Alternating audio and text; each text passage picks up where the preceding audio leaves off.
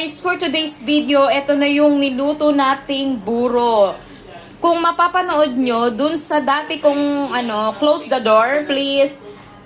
Ito yung hipon na nilagay natin. So, ginisa na natin siya. Hindi na natin na-videohan, guys. I'm so sorry because for today's video, I'm really busy. That's why I didn't take a video how to make it is. But, first, you make the garlic and tomato and onion together.